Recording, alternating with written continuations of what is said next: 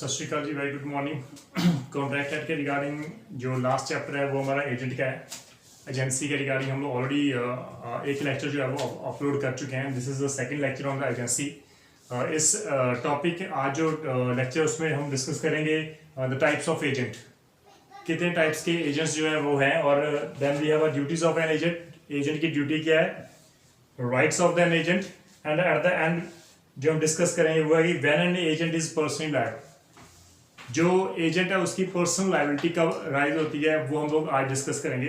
Start करते हैं kinds of agent के रिगार्डिंग। तो बेस्ड ऑन अथॉरिटी जो है मैंने 3 पार्ट्स में डिवाइड किया है। Based on authority, special agent, general agent and the universal agent, these are based on the authority. आपने क्या अथॉरिटी दी है उसके अकॉर्डिंग वो एक्ट करेगा।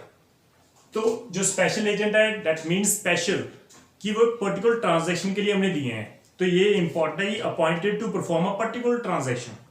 कोई एक पर्टिकुलर काम करने के लिए मैंने उसको अपॉइंट कर दिया, वो काम जो कंप्लीट हुआ तो जो हमारी एजेंसी है वो खत्म हो जाएगी ऑटोमेटिकली। प्रिंसिपल जो एजेंट का वो रिलेशन हमारा खत्म हो जाएगा। तो this is regarding the special agent. And agent जो है उसकी हैज लिमिटेड अथॉरिटी।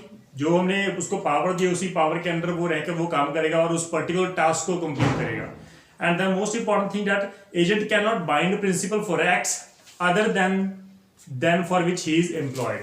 जो स्पेशल एजेंट में है उसकी सबसे इंपॉर्टेंट जो खासियत ये है कि एजेंट जो है वो प्रिंसिपल को बाउंड नहीं करता उन एक्ट के लिए जिन एक्ट को करने के लिए प्रिंसिपल ने उसको कहा ही नहीं है, क्योंकि वो अल्ट्रा वायर्स एक्ट हो जाते हैं, हमारे बियॉन्ड द अथॉरिटी हो जाते हैं। जिस पर्पस के लिए अपॉइंट किया है उसी पर्पस के लिए प्रिंसिपल बाउंड है, और उस पर्पस के अगेंस्ट जाकर अगर कोई जो एजेंट है, जो स्पेशल एजेंट है, अगर वो कोई वर्कआउट करता है तो वो उसको हम बोलते हैं अल्ट्रा वायर्स एक्ट।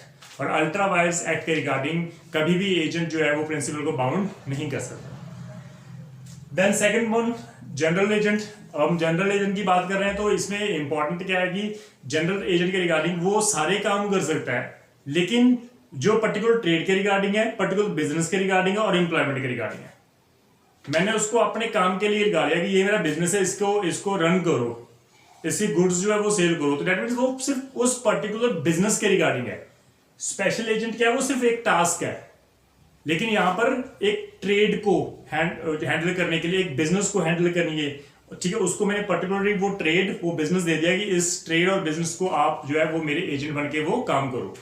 तो this is a general agent. तो जनरल एजेंट की खासियत क्या है कि appointed to do all acts connected with that particular trade, that particular business और दैट पर्टिकुलर एम्प्लॉयमेंट।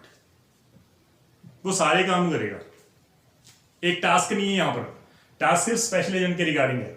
यहां पर टास्क नहीं है, मैंने इसको एम्प्लॉय कर दिया कि आप मेरी एम्प्लॉयमेंट रहे, ये सारे काम करो, चाहे इस बिजनेस को आप जो है वो टेक केयर करो, उसको उसकी गुड्स वगैरह जो है वो सेल करो, परचेज करो, इंपोर्ट करो, एक्सपोर्ट करो, वो सारे काम आप करेंगे। वो सारे काम, to do all the acts जो कनेक्टेड है उस पर्टिकुलर बिजनेस के रिगार्डिंग, उस ट्रेड के रिगार्डिंग, उस एम्प्लॉयमेंट के रिगार्डिंग। जो अथॉरिटी है स्पेशल एजेंट से, जो हमारे जनरल एजेंट है उसकी पावर थोड़ी सी वाइड होती है, ठीक है जी। और जब तक वो एजेंसी वो कंटिन्यू रहती है, प्रिंसिपल एजेंट का रिलेशन रहता है, तब तक जो है एजेंट जो है वो काम करता रहेगा। ये इंपॉर्टेंट है। दूसरी इंपॉर्टेंट बात, जो प्रिंसिपल जो है वो अपने एजेंट को, जो जनरल एजेंट उसने अपॉइंट किया है, उसकी पावर वो रिस्ट्रिक्ट भी कर सकता है और उसको फर्दर पावर एक्सटेंड भी कर सकता है, ठीक है जी। तो principal is bound by all the acts, जितने एक्ट्स एजेंट द्वारा उसकी बाउंड्री लाइन के अंदर रहकर उसने काम किए हैं।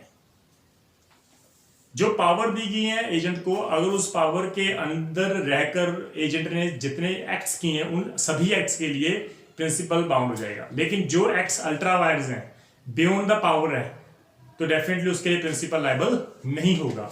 देन एट द एंड जो है, क्योंकि जो बेस्ड ऑन अथॉरिटी है, वो थर्ड जो है वो यूनिवर्सल एजेंट है। यूनिवर्सल एजेंट मीन्स सभी काम करेगा, यहाँ पर कोई लिमिट नहीं है। तो appointed to do all acts for the principal, principal के लिए सारे ही काम करेगा। यहाँ पर कोई रिस्ट्रिक्शन नहीं कि पर्टिकुलर टास्क करोगे, यहाँ पर कोई रिस्ट्रिक्शन नहीं कि आप पर्टिकुलर बिजनेस को देखोगे, सभी काम करेगा वो, ठीक है जी। एंड मोर इंपॉर्टेंट जो है इसमें अथॉरिटी जो है वो टोटल अनलिमिटेड होती है, क्योंकि वो सभी काम करेगा। तो डेफिनेटली उसको जो अथॉरिटी दी है वो अनलिमिटेड है, वो सभी काम करेंगे, उसको पावर तो दी है ना, वो अनलिमिटेड पावर्स है। तो all the acts of the agent वो ऑटोमेटिकली बाइंड कर देगा प्रिंसिपल को, प्रोवाइडेड क्या है दैट हिज एक्ट्स आर वो लीगल होने चाहिए, जितने भी लीगल एक्ट के लिए है, लीगल एक्ट किए हैं एजेंट ने सिर्फ उसी के लिए प्रिंसिपल बाउंड है, और जो लॉ जो है उसको अलाउ कर रहा है मींस वैलिड कॉन्ट्रैक्ट, वही जो है कॉन्ट्रैक्ट्स होंगे, वो एग्रीमेंट्स होंगे जो प्रिंसिपल द्वारा ऑन बिहाफ ऑफ एजेंट द्वारा ऑन बिहाफ ऑफ प्रिंसिपल जो है वो एग्रीमेंट किए गए थर्ड पर्सन के रिगार्डिंग। तो डेफिनेटली उन सभी एक्ट के रिगार्डिंग अगर वो एक्ट लीगल है, एज पर लॉ है, वैलिड है, तो डेफिनेटली प्रिंसिपल बाउंड हो जाएगा। तो this is about the 3 types of agent जो बेस्ड ऑन अथॉरिटी है। अब जो हम नेक्स्ट बात कर रहे हैं वो है नेचर ऑफ वर्क के रिगार्डिंग। नेचर ऑफ वर्क के रिगार्डिंग मैंने 2 हिस्से में डिवाइड किया है, कमर्शियल एजेंट जिसको हम मर्केंटाइल एजेंट भी बोलते हैं, second thing non mercantile agent. ठीक है जी, this is based on the nature of work. यहां पर हेडिंग क्लियर है, कमर्शियल एजेंट है, बिजनेस के रिगार्डिंग है। तो वन हु इज ऑथराइज्ड, वो एजेंट जिसको हमने अथॉरिटी दे रखी है कि आप गुड्स को सेल कर सकते हो, उसको कंसाइन कर सकते हो, परचेज कर सकते हो गुड्स, मनी रेज कर सकते हो।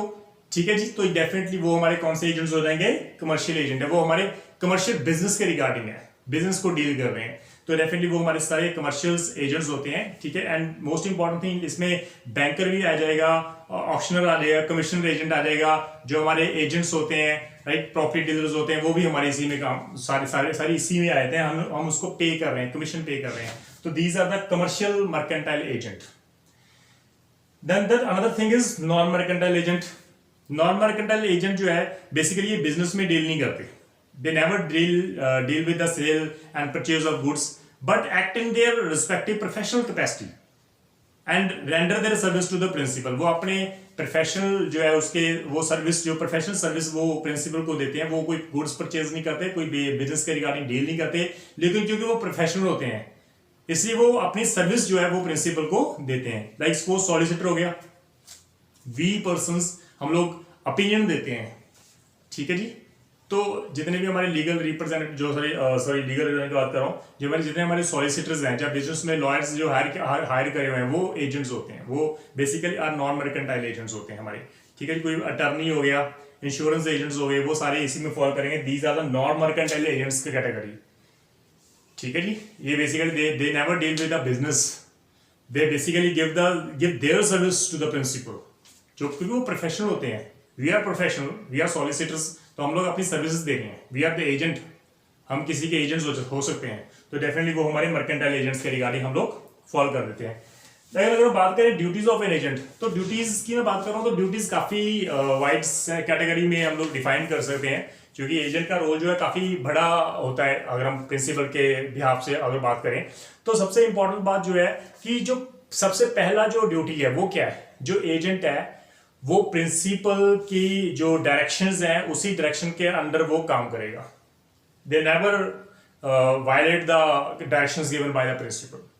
सेकंड थिंग, जो एजेंट है वो प्रॉपर स्किल और केयर यूज करेगा और प्रिंसिपल के फेवर में हमेशा काम करेगा। थर्ड, जो भी एजेंट होगा उसको अपना अकाउंट जो है वो प्रॉपर मेंटेन करके रखना पड़ेगा, और जब भी प्रिंसिपल उसको डिमांड करेगा तो वो अकाउंट उसको शो करेगा। सो थर्ड जो हमारा वो राइट ड्यूटी है, to render proper accounts to the principal on demand. जब भी डिमांड करेगा प्रिंसिपल, उसको आपको अकाउंट देना पड़ेगा। Fourth, it is the duty of the agent to communicate with his principal in case of difficulty and seek his instructions. कोई भी problem आ जाती है जहां पर एजेंट को लगता है कि हमें मुझे अब यहाँ पर कम्युनिकेट करना पड़ेगा प्रिंसिपल के साथ, तो definitely the duty of the agent to communicate with his principal in case of any difficulty rise in his during his profession. जब वो ड्यूटी निभा रहा होता है, अगर उसको कोई प्रॉब्लम आती है, डेफिनेटली वो उसको, ये ड्यूटी है उसकी कि वो कम्युनिकेट करे अपने प्रिंसिपल को। Then not to deal on his own account, अपने अकाउंट के साथ डील नहीं करेगा कि जो भी प्रिंसिपल का अमाउंट होता है वो अपने खाते में, अपने अकाउंट में डाल रहा है, ये नहीं हो सकता। So definitely not to deal on his own account unless all the material facts have been disclosed to the principal and consent has been obtained from the principal। तो ये इंपॉर्टेंट है कि अपने अकाउंट के साथ वो डील नहीं कर सकता। डेफिनेटली वो प्रिंसिपल के बिहाफ पे उसको अपॉइंट किया गया, तो वो सारे एक्ट जो है वो प्रिंसिपल के बिहाफ पे ही वो करेगा। ठीक है जी। Then not to make any secret profit, it is a duty of the agent कि वो कोई भी सीक्रेट प्रॉफिट अर्न नहीं कर सकता। अगर वो सीक्रेट प्रॉफिट अर्न कर रहा है तो डेफिनेटली उसको प्रिंसिपल को कम्युनिकेट करना पड़ेगा, उसको डिस्क्लोज ऑफ करना पड़ेगा, उसको देना पड़ेगा वो प्रॉफिट प्रिंसिपल को कि वो प्रिंसिपल का पैसा है वो। Then to remit to the principal all the sum received in the principal's account, जितने भी प्रिंसिपल के अकाउंट में पैसे आते हैं प्रिंसिपल के बिहाफ पे जिस एजेंट को अपॉइंट किया गया, और एजेंट जो है वो पैसे रिसीव कर रहा है, मनी रिसीव कर रहा है on behalf of that principal, वो सारे पैसे जो है वो उसको ट्रांसफर करने पड़ेंगे प्रिंसिपल को, उसके खाते में, उसके अकाउंट में वो जो है वो डिपॉजिट कराने पड़ेंगे। It is the duty of that particular agent not to delegate his authority to sub agent. अब it is the duty of the agent not to delegate his authority to sub agent. Principal ने sub agent appoint नहीं किया, आप कैसे appoint कर सकते हो without the consent of that particular principal? तो इट इज अ ड्यूटी कि जो अथॉरिटी प्रिंसिपल ने आपको दी है वो फर्दर आप किसी और को डेलीगेट नहीं कर सकते without the consent of the principal. ठीक है जी। देन नेक्स्ट जो ड्यूटी है, it's the duty of the agent to protect and preserve the interest on behalf of the principal. Principal जो है उसके इंटरेस्ट को वो प्रोटेक्ट करेगा। अगर प्रिंसिपल की डेथ होती है, जब प्रिंसिपल इंसॉल्वेंट होता है, तो जो उसके लीगल रिप्रेजेंटेटिव्स होते हैं उनके लीगल रिप्रेजेंटेटिव को के इंटरेस्ट को भी प्रोटेक्ट करना वो एजेंट की ड्यूटी है। वो particular it is the duty of the agent to protect the interest of the legal representative of principal in case the principal died और became insolvent. Next, not to use information obtain in the course of agency against the principal. ऐसी कोई भी information जो during the agency उसको मिलती है, communicate होती है, और वो प्रिंसिपल के अगेंस्ट वो इंफॉर्मेशन यूज नहीं कर सकता। It is the duty. ठीक है, तो डेफिनेटली वो प्रोफेशनल है, और एजेंट जो होते हैं वो डेफिनेटली वो जो कोई भी कम्युनिकेशन होती है प्रिंसिपल के बीच में या उसकी एजेंसी के दौरान, तो वो कम्युनिकेशन जो है वो प्रिंसिपल के अगेंस्ट वो यूज नहीं कर सकता। Then comes with on the rights जो है ऑफ एन एजेंट। एजेंट्स के जो राइट है definitely duties and then definitely वहां पर राइट्स भी दोगे। सबसे पहला जो राइट है टू रिटेन मनी, वो पैसा अपने पास रख सकता है। ठीक है जी। अगर एजेंट ने कोई एडवांस पेमेंट की है थर्ड पार्टी को, अभी प्रिंसिपल से उसको लेना है पैसा, तो डेफिनेटली अगर कोई थर्ड पार्टी पैसा दे रही है उसको एजेंट को, तो वो एजेंट अपने पास रख सकता है, क्योंकि वो जो उसने पैसा खर्च किया, एक्सपेंसेस खर्च किए हैं, जो उसने एडवांस पेमेंट की है, जो उसकी रेम्यूनरेशन है, उतना पैसा वो अपने पास रख के उसको बाकी जो मनी होगी वो उसको प्रिंसिपल को वापस देना पड़ेगा। Then to receive the agreed remuneration, it is a duty. अगर आपने रेम्यूनरेशन के ऊपर जो एजेंट को रखा हुआ है, it is a duty, it is a right of the agent and a duty of the principal to give the proper remuneration salary to the his agent. उसको रेम्यूनरेशन देना पड़ेगा। It is the right of the agent to receive the his salary. Then right of lien on the principal goods. Definitely अगर principal के कोई goods, paper या कोई other property जो है वो अगर एजेंट के पोजेशन में है, और एजेंट को जो उसने एडवांस पेमेंट की थी थर्ड पार्टी को, जो उसने खर्चा किया, एक्सपेंसेस किए, जो उसकी रेम्यूनरेशन है वो प्रिंसिपल दे नहीं रहा, तो जो राइट है वो राइट ऑफ लीन का है कि वो प्रॉपर्टी प्रिंसिपल की तब तक अपनी पोजेशन में रख सकता है जब तक प्रिंसिपल उसको उसकी रेम्यूनरेशन, उसका जो एडवांस जो पेमेंट उसने की है थर्ड पार्टी को वो नहीं पे करता, जो उसने एक्सपेंसेस पे किए हैं वो पे उसको नहीं करता था, तब तक एजेंट अपने पोजेशन में वो गुड्स, वो पेपर्स, वो प्रॉपर्टी अपने पास रख सकता है। वो उसका राइट है। Then we have an agent has a right to be indemnified by the principal. अगर during the agency within the authority अगर कोई एजेंट काम कर रहा है एंड एजेंट को कोई लॉस हो गया, तो definitely it is the duty of the principal to indemnify his agent. वो अपने एजेंट को इंडेमनिफाई करेगा ही करेगा। To claim compensation for injury while performing his duty. अगर किसी एजेंट को कोई लॉस हो जाता है या अदरवाइज किसी को डैमेजेस हो जाते हैं, तो definitely it is his right to claim the compensation from his principal. ये इंपॉर्टेंट है। देन एट द एंड वो situation when an agent is personally liable. ऐसी कौन सी सिचुएशंस हैं जहां पर प्रिंसिपल की मैं बात नहीं कर रहा, यहां पर एजेंट की बात कर रहा हूं, जहां पर एजेंट पर्सनली लायबल हो जाता है। क्योंकि हम बात करें एजेंट जो है वो प्रिंसिपल और थर्ड पार्ट जो पार्टीज है उनके बीच में कॉन्ट्रैक्ट करवाता है, तो definitely principal directly third party के लिए लायबल हो जाएगा। ठीक है जी। लेकिन यहां पर हम बात कर रहे हैं जहां पर एजेंट पर्सनली लायबल होता है, वो कौन सी सिचुएशंस हैं जहां पर इसकी लायबिलिटी फिक्स की जाती है। तो जनरल रूल क्या है कि जो एजेंट है वो कभी भी प्रिंसिपल जो पर्सनली लायबल नहीं होता। This is the general rule. He can never be personally liable to his principal or to the third party. But there are certain exceptions. जो exception आज हम करेंगे वो है, सबसे पहला exception है foreign principal. Section 230 of the contract act वो डील कर रहा है फॉरेन प्रिंसिपल के साथ। लॉ कहता है कि where the contract is made by an agent for the sale or purchase of goods for a merchant resident abroad, ठीक है जी, अगर उसका प्रिंसिपल ही बाहर रहता है, फॉरेन में है, वो इंडिया में है, तो डेफिनेटली अगर इंडिया में कोई कॉन्ट्रैक्ट कर रहा है on behalf of the principal, तो वो एजेंट है वो पर्सनली लायबल होगा। ये लॉ हमारा फिक्स है, ताकि हम अपने कंट्री में जो पर्सन है हम उसको पकड़ेंगे ना, हम फॉरेन वो प्रिंसिपल को कहां से पकड़ के लेके आएंगे, तो लॉ कहता है कि आप ही पर्सनल लायबल हो जाएगी सिचुएशन में। तो अब फर्दर जो एक्सेप्शन है वो है हमारा अनडिस्क्लोज्ड प्रिंसिपल।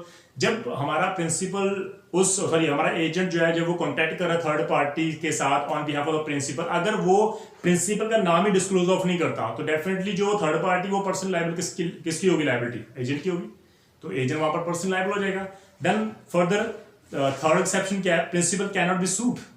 ऐसी सिचुएशन विद द प्रिंसिपल दो डिस्क्लोज, चाहे मतलब ऐसी सिचुएशन जहां पर एजेंट ने प्रिंसिपल का नाम डिस्क्लोज ऑफ कर दिया है थर्ड पार्टी को, लेकिन प्रिंसिपल को डायरेक्टली सूट नहीं किया था, क्यों, बिकॉज अगर वो प्रिंसिपल अनसाउंड माइंड का हो गया, या सब्सिक्वेंटली जो है basically from date of appointment of an agent, अगर वो प्रिंसिपल जो है वो अनसाउंड माइंड का होगा, तो डेफिनेटली उस सिचुएशंस में जो एजेंट है उसकी पर्सनल लायबिलिटी फिक्स हो जाती है। ठीक है जी, तो ये भी इंपॉर्टेंट है। ये इंपॉर्टेंट है कि जब एजेंसी क्रिएट की गई थी उसके बाद जो है प्रिंसिपल अनसाउंड माइंड हुआ है तो यहाँ पर एजेंट है वो पर्सनल लायबल हो जाएगा एज पर section 230 is concern. Then acting for a principal not in existence, agent ऐसे प्रिंसिपल को रिप्रेजेंट कर रहा है जो एग्जिस्टेंस में नहीं है, तो लॉ कहता है भाई ऐसी सिचुएशन में तो एजेंट ही लायबल होगा ना। तो where the agent acts for a principal who is not in existence at the time of the contract, जब वो कॉन्ट्रैक्ट कर रहा है थर्ड पार्टी के साथ on behalf of the principal, तो वो डेफिनेटली उस समय प्रिंसिपल एग्जिस्ट में नहीं था, he was not in existence. तो डेफिनेटली हम बात कर रहे हैं तो डेफिनेटली उस सिचुएशंस में कौन लायबल होगा, agent. Like in case of incorporation the company, जो प्रमोटर्स होते हैं कंपनी इनकॉर्पोरेट होने से पहले प्रमोशन जो प्रमोटर्स होते हैं वो नंबर ऑफ कॉन्ट्रैक्ट करते हैं, तो कंपनी तो एग्जिस्टेंस में है ही नहीं है। जब तक वो कंपनी इनकॉर्पोरेट होने के बाद उन कॉन्ट्रैक्ट्स को रेक्टिफाई नहीं कर देती, तो definitely company is not liable for the all the contracts जो उसकी इनकॉर्पोरेशन से पहले हुए हैं। तो ये भी इंपॉर्टेंट है, ठीक है। Then agency coupled with interest, ऐसी एजेंसी जहां पर बेसिकली जो एजेंट है उसका इंटरेस्ट भी शामिल है सब्जेक्ट मैटर में, तो लॉ कहता है बेसिकली उस सिचुएशन में जो एजेंट है वो पर्सनली लायबल हो जाएगा। तो सेक्शन 202 वहां पर डील करें हम लोग। Then agent exceed authority and act not rectified, principal ने अथॉरिटी दी है एजेंट को, उसको दिया कि हाँ भी इस अथॉरिटी में रहकर आपको काम करना है, एंड इन केस अगर जो एजेंट है वो उस वायलेशन उसके जो उसकी अथॉरिटी है उसको ब्रीच करके अल्ट्रावायर्स करके कोई कॉन्ट्रैक्ट कर लेता है जिसमें प्रिंसिपल की लायबिलिटी फिक्स हो जाती है, तो लॉ कहता है कि प्रिंसिपल तो लायबल है ही नहीं है, बिकॉज अल्ट्रावायर्स वहां पर एक्ट्स हैं। जब तक वो एक्ट रेक्टिफाई नहीं किए जाते प्रिंसिपल द्वारा, उस सिचुएशन में जो प्रिंसिपल है जो वो पर्सनली लायबल नहीं होगा, लेकिन एजेंट जो है वो पर्सनली लायबल जो है उसकी लायबिलिटी फिक्स हो जाती है। Then another example, express agreement for personal liability. अगर ऐसे एग्रीमेंट्स जो हमारे होते हैं जिसमें एक्सप्रेसली एजेंट जो है वो अपने आप को पर्सनली लायबल ठहराता है, that I am personally liable, बेफिक्र हो मैं पर्सनली यहाँ पर बैठा हूँ, प्रिंसिपल को छोड़ो, तो लॉ कहता है ठीक है उस सिचुएशन में आप ही लायबल हो गए ना, प्रिंसिपल की लायबिलिटी कहाँ पर आ गई, वहां पर आप थर्ड पार्टी के साथ कॉन्ट्रैक्ट ये क्या कर रहे हो कि हाँ भी मैं बैठा हूँ बेफिक्र हो, आई एम पर्सनली लायबल, तो थर्ड पार्टी ने आपके साथ कॉन्ट्रैक्ट कर लिया on behalf of the principal, अब यहाँ पर आपकी पर्सनल लायबिलिटी फिक्स की गई है, ये आप ध्यान रखना। देन ट्रेड कस्टम और यूसेजेस, ऐसे ट्रेड कस्टम जो यूसेजेस होते हैं जहां पर बेसिकली जो एजेंट होता है उसकी लायबिलिटी फिक्स की जाती है, it is a custom basically, वो ट्रेड कस्टम्स होते हैं हमारे यूसेजेस होते हैं, तो उस सिचुएशन में जो एजेंट है उसकी पर्सनल लायबिलिटी वहां पर फिक्स की जाती है as per the custom rules के रिगार्डिंग।